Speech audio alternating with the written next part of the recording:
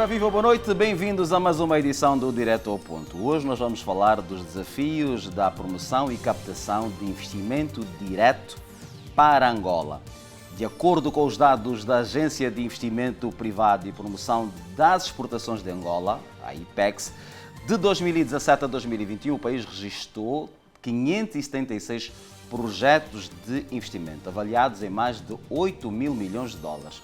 A indústria, com 258 projetos, é o setor que mais interesse despertou dos investidores, quer nacionais como estrangeiros, sendo que da lista de potenciais investidores encontramos manifestações de interesse em investir no nosso país dos principais mercados internacionais.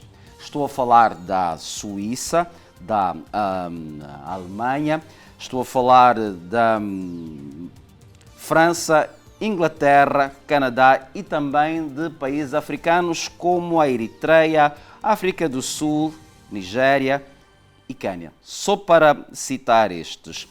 Dos investimentos que nós temos registados, eles são todos fora do setor dos petróleos, uma vez que, de acordo com os dados do Banco Nacional de Angola, o petróleo continua a ser a principal porta de entrada de investimento estrangeiro para o nosso país.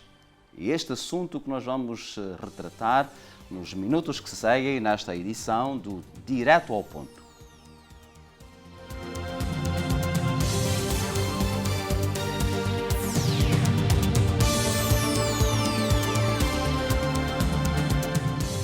António Henriques da Silva é o presidente do Conselho de Administração da IPEX. Por favor. Boa noite e obrigado por ter aceito o nosso convite. Começo por lhe perguntar se estes 8 mil milhões de dólares de projetos neste período de 2017 a 2021 correspondem com aquilo que eram as expectativas da IPEX. Bom, antes de mais agradecemos o convite de estarmos cá presentes e para efeitos de precisão são 8.395 milhões de dólares de projetos. Milhões ou mil milhões? Não, são 8.395 milhões sim, de dólares e que estão distribuídos em 576 projetos, como disse.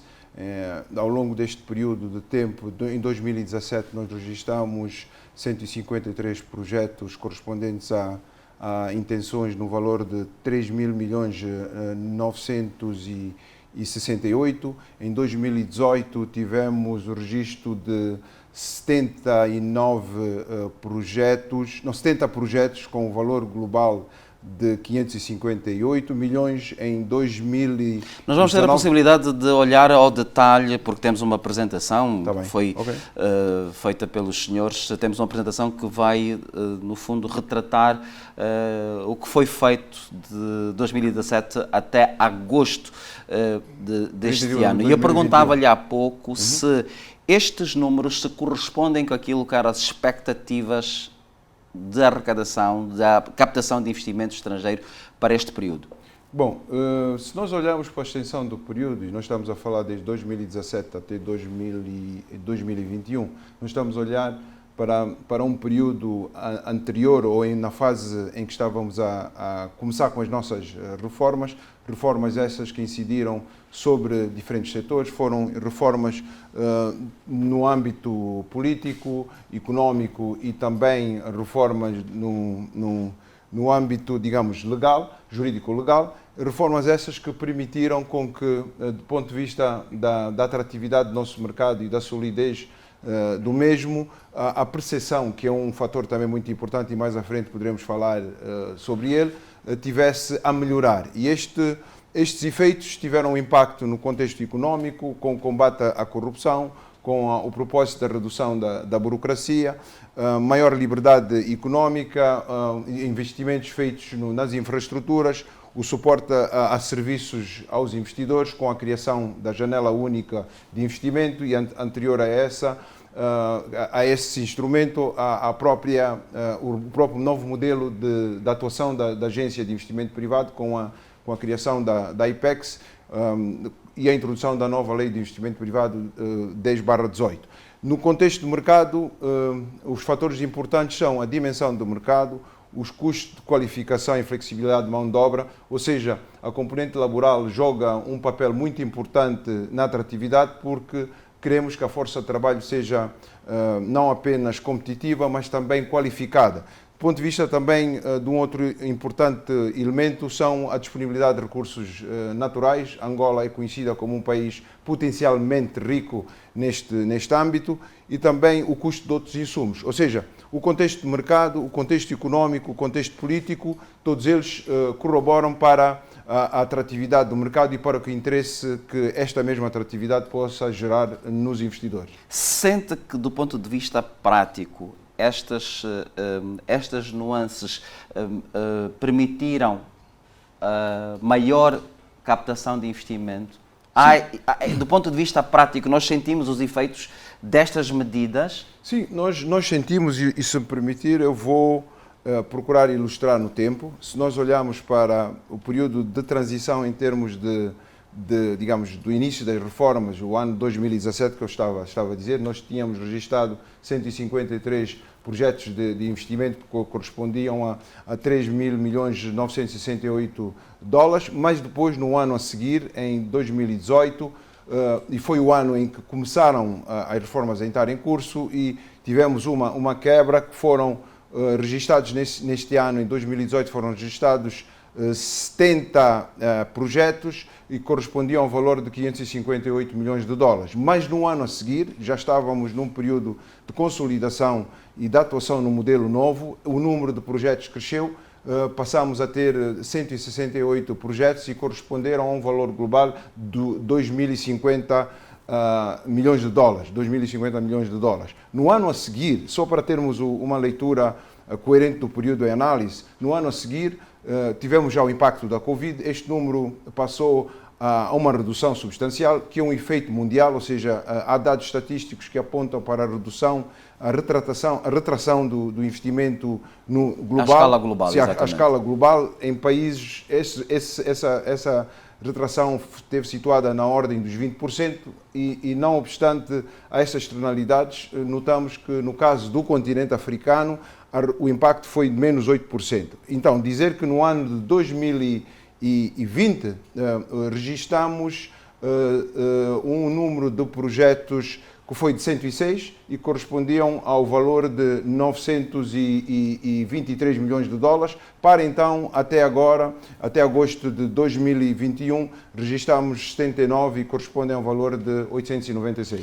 Eu sinto que está com muita vontade de expressar os números. Nós vamos ter a oportunidade de entrar mais para o detalhe deste aspecto. Gostava só agora de lhe perguntar o que é que esteve na base da alteração da lei de investimento privado. Bom, é que nós estamos a falar de uma alteração que foi feita em menos de 2 anos de vigência da lei anterior. Sim, mas a sua pergunta é pertinente, mas ela tem também uma justificação em razão à própria dinâmica do desenvolvimento das economias mundiais. Não foi possível prever em 2 anos antes que fosse haver necessidade de melhorar estes aspectos, alvo da alteração? Os aspectos são complementares, ou seja, nós introduzimos elementos que tornam mais atrativa a nossa oferta enquanto destino de investimento. E dizer que estava a tentar fazer um contexto, quer dizer, as economias mundiais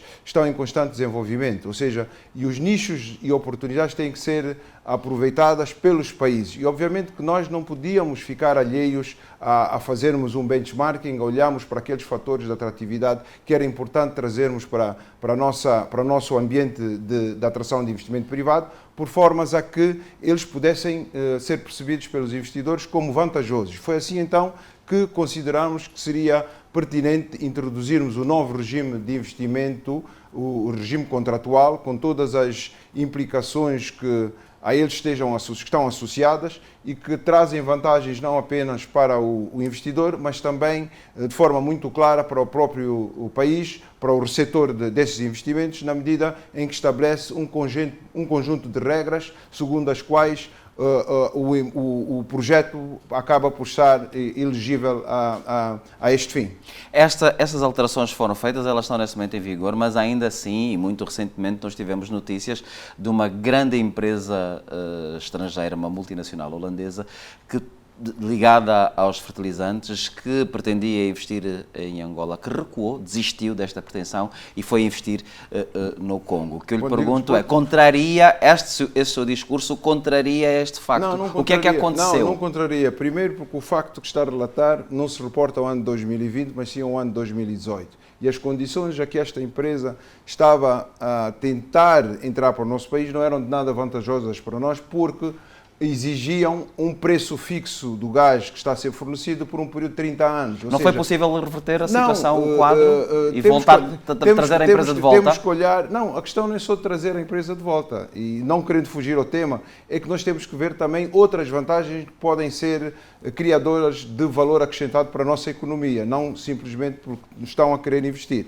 Feito isso, podemos primeiro não situar este exemplo ao momento atual, foi um momento de 2018, acho que foi nessa altura que se estava a negociar, e depois o país que se indica como beneficiário deste investimento, fala-se do Congo Democrático. Não pode ser o Congo Democrático, porque o Congo Democrático não produz gás natural. Foi o Congo Brazzaville e que certamente com a sua produção, e se nós até lá não conseguirmos usar essa eles não conseguirem usar essa posição na plenitude, porque eles são um mercado pequeno e com a integração agora na zona de livre comércio, certamente que nós poderemos também sair beneficiados, dada a vizinhança e ao espaço que temos para consumo digamos, da produção de fertilizantes. Voltando agora, se calhar, para uma próxima pergunta. Não, eu ia fazer uma pergunta, íamos entrar agora para a análise deste slide, que nós temos os 576 projetos captados neste período, portanto de 2017 a 2001, sendo que há um tema que vem sempre à mesa. Nós estamos a falar de projetos que foram consumados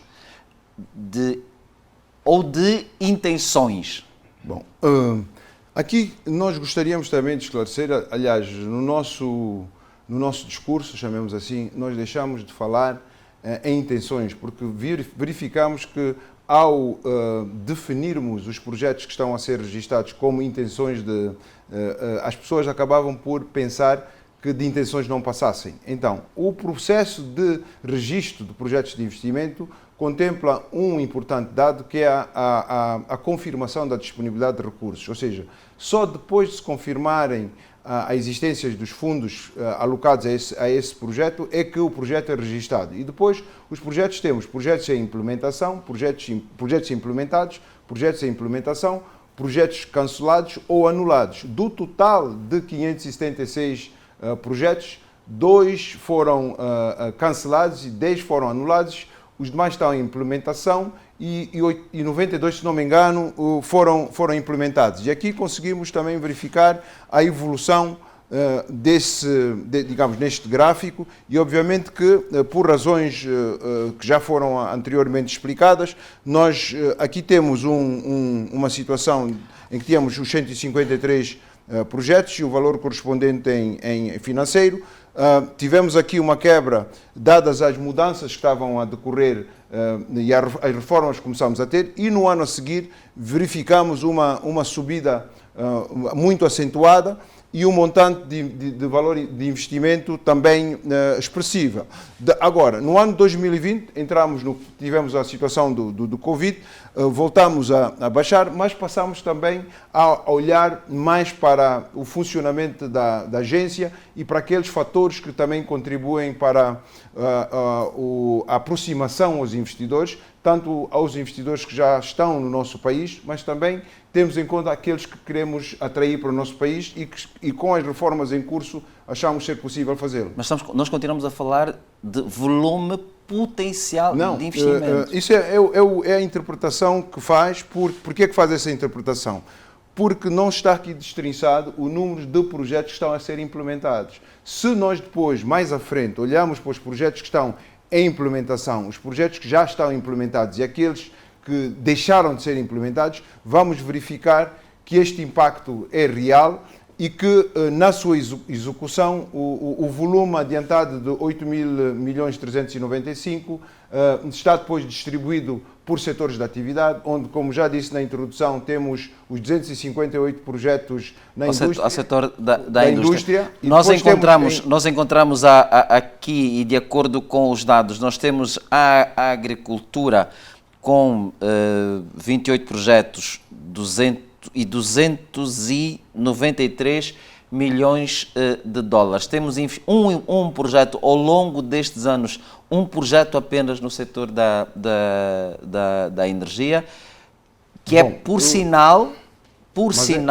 mas aí era importante, o setor que menos atraiu. Sim, mas era importante aqui. O que é que determina a área de atuação, o apetite em investir neste ou naquele setor? Muito boa pergunta. Primeiro, os investimentos feitos no setor da energia foram em grande medida suportados pelo Estado, ou seja, faziam parte de um programa diferente do investimento direto privado, mas sim dos programas das parcerias público-privadas.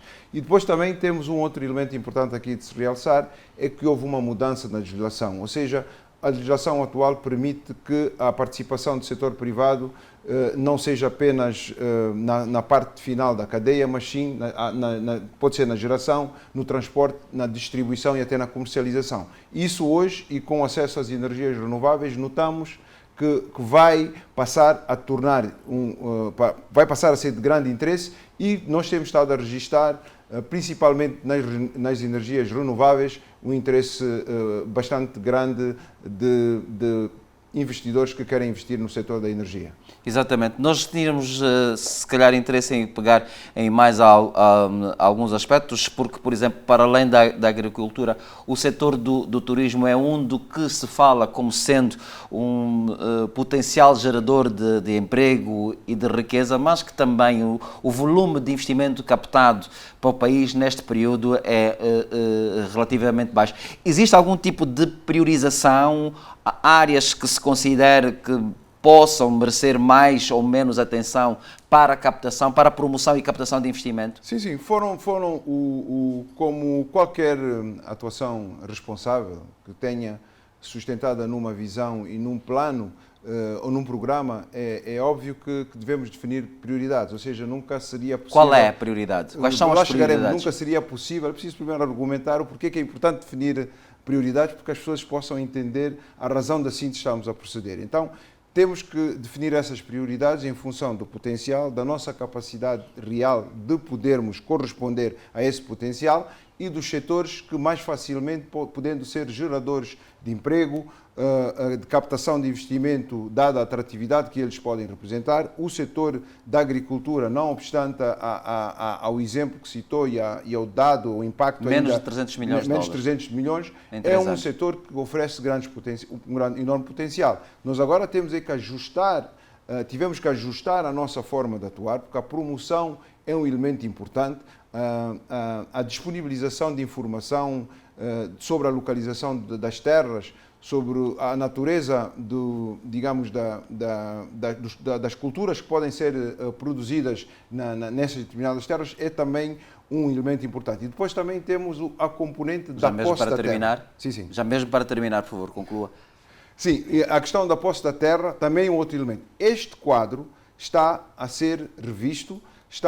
Está em curso um conjunto de medidas no sentido de tornarem mais fácil a identificação e o comprovativo da posse dessas terras, que depois então oferecemos melhores condições para que no âmbito da atração se gere interesse em torno do setor, e obviamente há outros fatores que aqui ainda também podem ser citados, mas se calhar... mais daqui a pouco, até porque ainda temos muito mais para apresentar. Vamos rapidamente fazer um curto intervalo. Nós temos muito mais para falar na segunda parte deste Direto ao Ponto, até porque depois precisamos de perceber o que é que estes projetos permitiram gerar em termos de emprego, em termos de riqueza, enfim, há muito mais para falar, mas depois do intervalo que fazemos agora. Até já.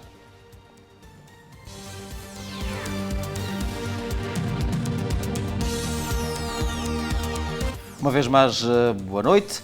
Bem-vindos à segunda parte do Direto ao Ponto. Hoje estamos a falar dos desafios para a promoção e captação de investimento estrangeiro para o nosso país. O meu convidado é o presidente do Conselho de Administração da AIPEX, António Henriques da Silva. Nós vamos agora passar para um slide que nos mostra um pouco a distribuição destes projetos pelo país, sendo que há um dado que me chama a atenção. Apesar de não gostar do termo, nós continuamos a falar de potenciais postos de trabalho. São 72 mil. Nós erradamente colocamos aqui 702, mas não. São 72 mil, mais de 72 mil então, postos. Há um erro ali, né? Exatamente, há um erro aí pelo facto de nós pedirmos desculpa aos nossos telespectadores. Estes números são contabilizados pelo Instituto Nacional de Estatística? Sim, são contabilizados e obviamente que eles depois têm um reflexo no indicador empregabilidade que se atribui ao nível nacional e o impacto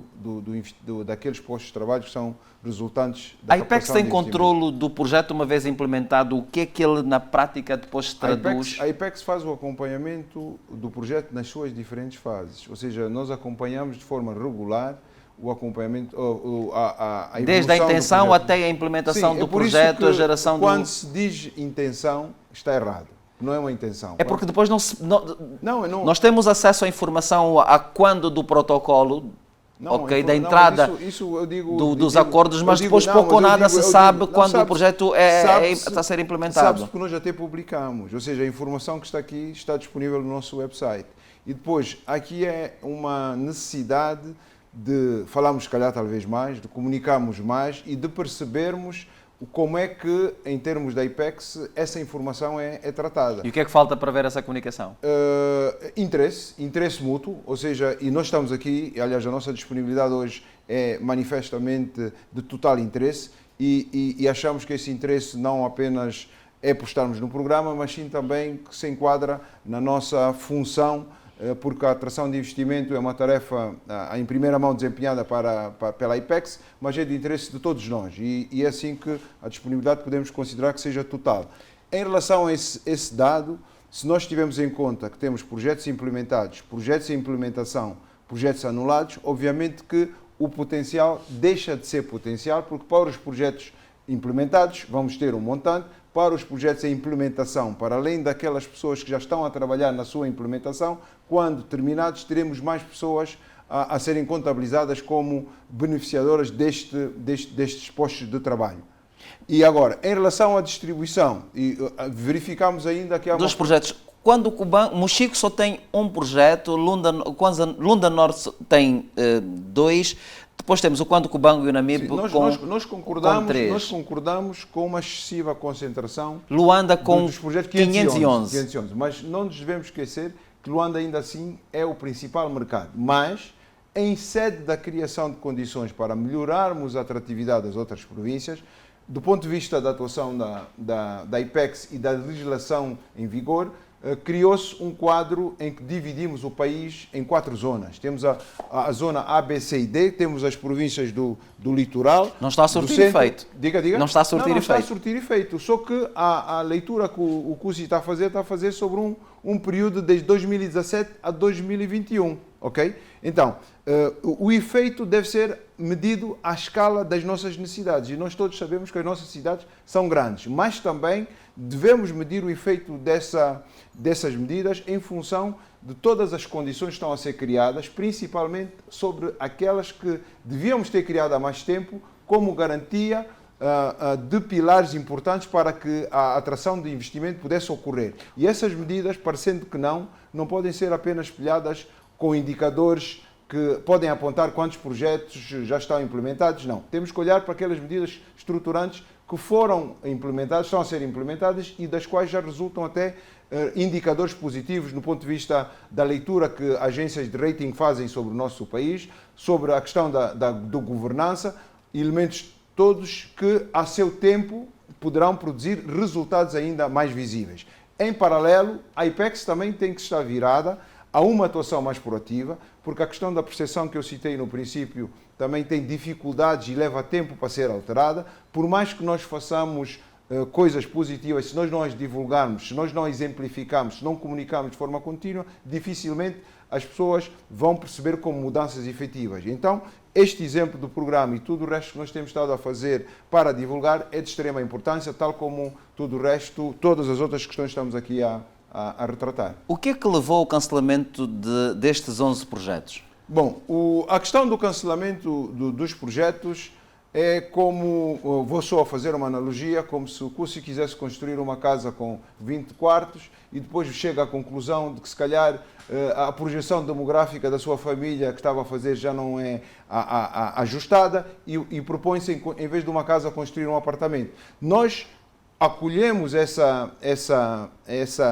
vontade manifestada pelo investidor de investir, mas também não o podemos obrigar a fazê-lo, porque ele ou anula aquele projeto de investimento e cria outro. Nós temos exemplos de investidores que já estão residentes em Angola, que tinham atividades no setor do comércio, que nós verificamos aqui que o setor do comércio tem registrado 119 projetos e que fizeram a conversão para projetos no setor da indústria, com parcerias com outros investidores de outros países. Isso é um exemplo de que um projeto que podia estar registrado como projeto de comércio é anulado, mas entretanto há um investimento que é feito na indústria, por exemplo, na zona económica especial. Tivemos alguns casos exemplificativos deste. Obviamente que não queremos generalizar com este exemplo, mas há situações em que assim ocorre. Também, se nós olharmos para o universo de 576 e verificamos que só 11 foram anulados, é menos de 2%. Exatamente. Depois temos aqui um ranking, se assim quisermos, dos países que mais investiram em Angola. Há, desde logo, o destaque à África do Sul, o vizinho, se podemos assim considerar, aqui do continente, desde logo também membro da sub-região austral do qual Angola faz parte, que aparece a liderar esta lista. Mas também encontramos os principais mercados internacionais com presença no nosso país. Uhum. Ou seja, muita da ideia que se tem das dificuldades, até que ponto é que isso pode ser uma resposta à ideia que se tem das dificuldades que existem em investir em Angola, pelo facto de estes países têm uma realidade, técnicas, metodologias muito mais avançadas e estruturadas. Sim, isso não querendo fazer publicidade, nós recentemente estivemos nos Estados Unidos e entre os comentários de congressistas que estiveram cá e que visitaram o nosso país, eles imaginavam Angola muito em função da percepção que se tinha criado, mas em função daquilo que factualmente verificaram no nosso país e das potencialidades que o país oferece, essa imagem passou para um comentário: vocês têm que contar a vossa história, vocês têm que contar o que vocês estão a fazer para mudar. E o que está aqui a verificar como exemplos de países em que notamos a sua presença e se calhar à escala do nosso potencial é possível que se faça muito mais, nós temos é que nos focarmos nesses mercados e nesses mercados ainda mais termos uma atuação proativa no sentido de se promover o potencial que Angola tem, exemplificando casos de investidores que cá já estão e a experiência que eles estão a ter. Qual é o desafio que a IPEX tem com a adesão de Angola à Zona de Comércio Livre Africana? Nós o que está a ser feito nós achamos nesse sentido? Que a adesão à Zona Livre de Comércio Continental para um país que estrategicamente, como Angola, está situado na costa ocidental do continente africano, que pode, dada esta mesma localização, jogar um papel preponderante de integração até regional, com impacto em países como a República Democrática do Congo, da Zâmbia, por serem países que não têm essas condições, que nós podemos jogar um papel, digamos, diferenciador da abordagem a esse potencial. Obviamente que, para o efeito, é necessário que nós tenhamos infraestruturas adequadas, há oportunidades de investimento nestes setores, verificamos que já estamos a fazer investimentos também neste setor das infraestruturas, sejam elas portuárias, caminhos de ferro, estradas, e obviamente que ainda é necessário fazer muito mais, mas são sinais claros de que, em termos de aposta, não num período de tempo curto, mas a médio e longo prazo, apontando para que essa vantagem se transforme numa vantagem competitiva daqui para frente. Obviamente que temos que tornar essa vontade, transformarmos em vantagem, a adesão também do setor empresarial, que seja ele de grande dimensão, mas também os pequenos e médios empresários. Isso verificamos que a IPEX também pode jogar um papel de catalisador na medida em que ela interage com os diferentes setores, os diferentes atores da nossa economia, por formas a que essa chamada de alerta ou de oportunidade de nicho para os pequenos empresários possa também ser usada com a sua integração na IPEX enquanto ações concretas de promoção de investimento. Exatamente. Nós agora entramos aqui para um quadro em que temos a comparação entre aquilo que é a captação de investimento no global. O setor petrolífero continua a ser a principal porta de entrada de investimento estrangeiro para o país, sendo que parte desse investimento depois portanto, os promotores desse investimento depois repatriam os seus lucros. Sim, mas há uns e que reinvestem. Quase sempre o saldo é negativo. Se nós dependermos só da captação de investimento estrangeiro fora do setor petrolífero, o nosso saldo ao longo destes anos é negativo. Bom, é preciso sempre contextualizar. O que nós ilustramos aqui é o comportamento, digamos, a indústria petrolífera evolutivo. representa 94%. Sim, e ela ainda poderá representar porque a diferença é grande. Mas não obstante isso, nós vemos aqui um crescimento acentuado. Se compararmos 2017, em que tínhamos 241 milhões de dólares de investimentos no setor não petrolífero, este número triplicou em 2018.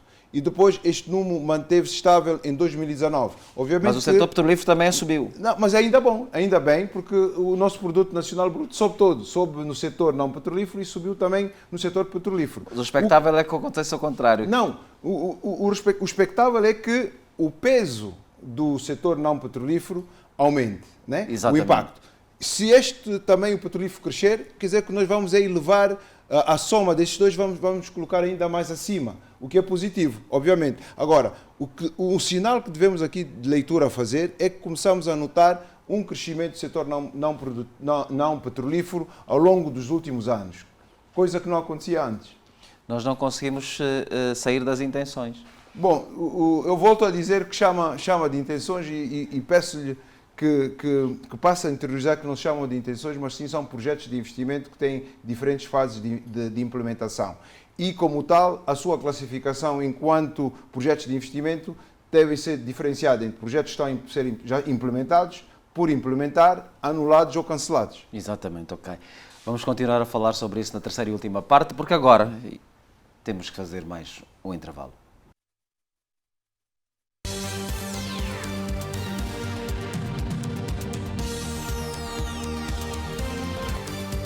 Terceira e última parte desta Direto ao Ponto, estamos a chegar ao fim.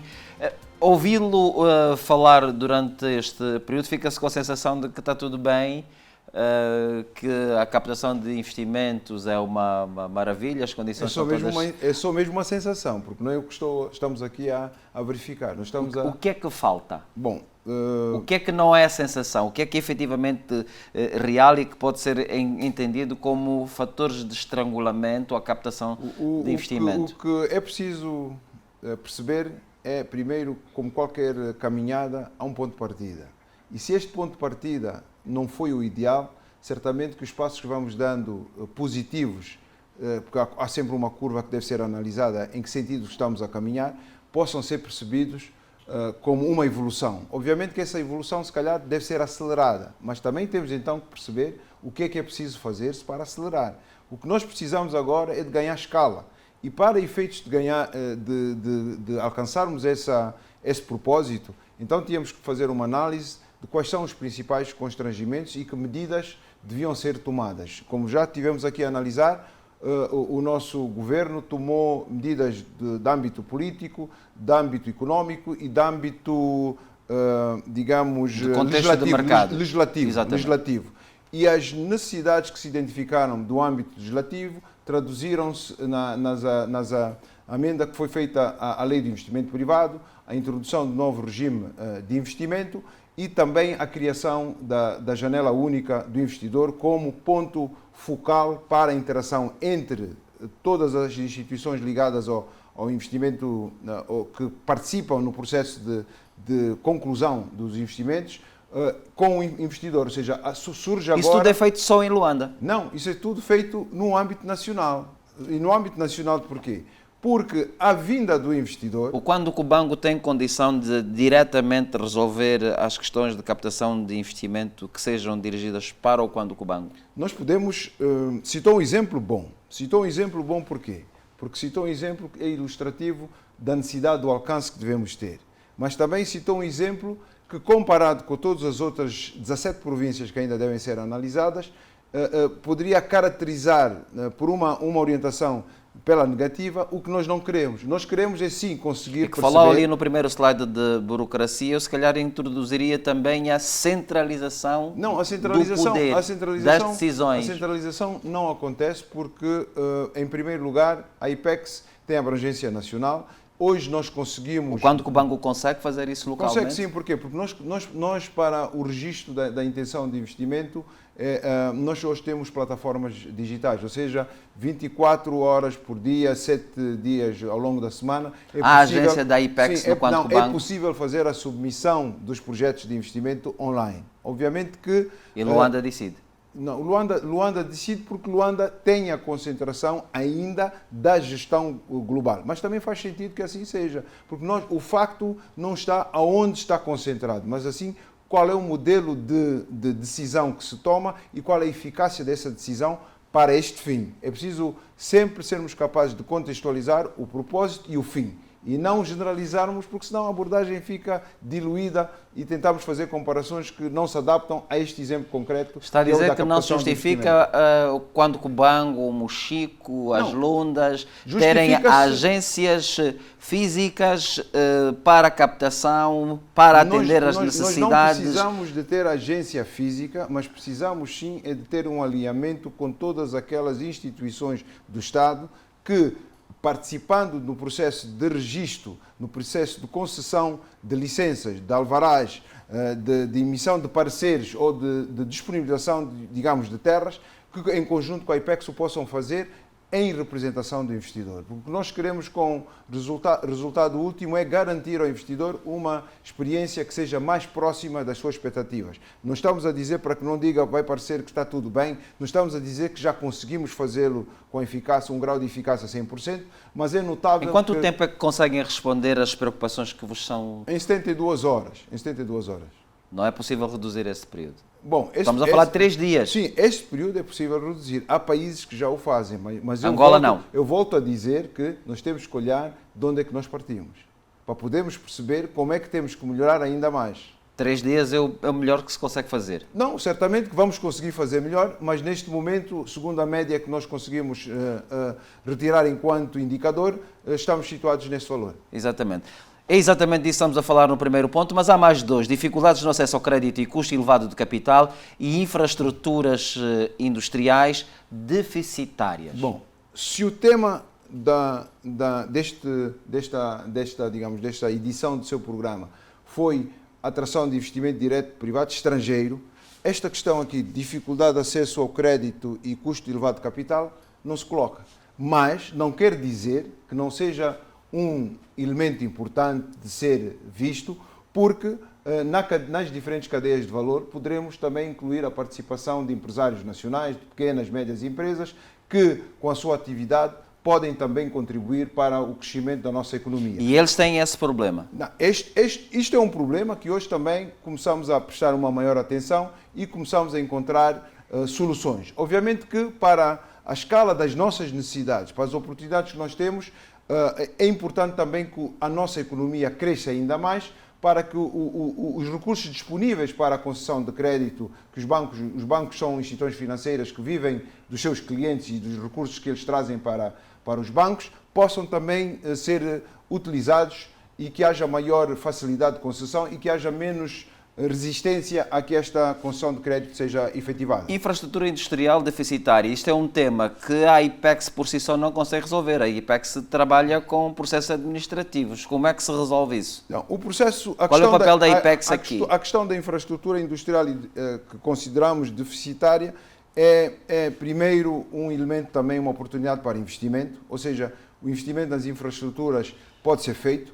As condições em que este investimento se vai realizar dependem de diversos fatores. Obviamente que, enquanto oportunidade, os investidores também têm que ser capazes de perceberem e de interiorizarem que essa é uma oportunidade real, que no tempo que o investimento em infraestrutura não é equacionado nem num ano, 2 ou 5, podem ser investimentos acima dos 15 anos de duração em termos de crédito financeiro, e que obviamente que com a confiança e com o crescimento e com a divulgação das oportunidades, pensamos nós que poderemos chegar a este objetivo. Exatamente. Chegamos então ao último slide com aquilo que são as suas recomendações de curto prazo para transformar as intenções de investimento implementado. Sim, nós aqui realçamos que é importante garantir-se a facilitação à atividade, ao acesso à atividade empresarial, nomeadamente com a redução da burocracia nos serviços da administração pública. Criou-se um mecanismo que é a janela única como ponto focal. Ponto focal que hoje vai passar, e já foi legislado que assim deva ser, vai passar a integrar dentro do seu ecossistema a participação de representantes dos diferentes setores com poderes delegados para tomarem decisões. Ainda não tem? Não está. É preciso primeiro garantir que, do ponto de vista legal, as coisas estejam asseguradas para que depois, na sua efetivação, seja possível a implementação. Esse passo foi dado e agora vamos operacionalizar. Quanto tempo precisamos para operacionalizar? Bom, nós gostaríamos de fazê-lo o quanto antes. Exatamente. Temos mais 2 aspectos, mas estamos mesmo em crise de tempo. Deixe-me só perguntar-lhe uma coisa, porque nós temos a partir de segunda-feira a visita do presidente da Turquia. É uma agenda bastante intensa, vem acompanhado de empresários turcos. Muito se fala sobre aquilo que são as intenções de investimento, de projetos de investimento que os turcos pretendem fazer em Angola. Quais são as suas expectativas? O que é que está a ser cozinhado neste sentido? Bom, as nossas expectativas são grandes e elas resultam de uma apreciação do interesse resultante após a visita de Sua Excelência o Sr. Presidente da República à Turquia, que foi há acho que 2 meses atrás, e como na sequência dessa visita a vinda de investidores ou de empresários turcos com interesse no nosso mercado. E não foi um, não dois, foram muitos, são vários investidores turcos que cá vieram e vão voltar a cá estar agora no dia 18 e participarem no Fórum de Negócios Angola-Turquia, em que serão cerca de 40 empresários turcos que vão estar presentes e também teremos a presença de empresários angolanos. Oferece como uma boa oportunidade para entrelaçarmos a todos aqueles que estão interessados em criarem parcerias, mas também para que os empresários turcos, com intervenção nos diferentes setores e, obviamente, nas diferentes cadeias de valor, possam também perceber qual é a realidade angolana e que oportunidades as nossas empresas pequenas, médias ou maiores podem também agregar a sua É possível vontade. falarmos do potencial de investimento que a Turquia pretende fazer no nosso país? Bom, as empresas... E aumentar-se eventualmente o ranking? Eventualmente não, eu tenho certeza que estes indicadores vão crescer. Tem que crescer. Qual é o volume de investimento em perspectiva a ser feito nos próximos tempos? Hoje ainda, entre os 2 países, a balança comercial aponta cerca, no nosso caso, cerca de 100, eles querem fazer um investimento de cerca de 500 milhões de dólares. Ok. Sim. É disso que estamos à espera. Quais são os setores? Já mesmo para terminar. Setor da energia, setor da indústria, agricultura e pescas e também o setor mineiro. Já há uma empresa que tem um projeto em concreto no Conde Cubango, no setor mineiro. Exatamente. António Henriques da Silva, boa noite e obrigado por ter estado aqui conosco. Estivemos a falar dos desafios para a promoção e captação de investimento direto estrangeiro para o nosso país. Foi muito bom tê-lo aí deste lado. Nós voltamos a estar juntos na próxima semana, onde contaremos trazer certamente mais um tema. Por hoje é tudo. Boa noite e bom descanso.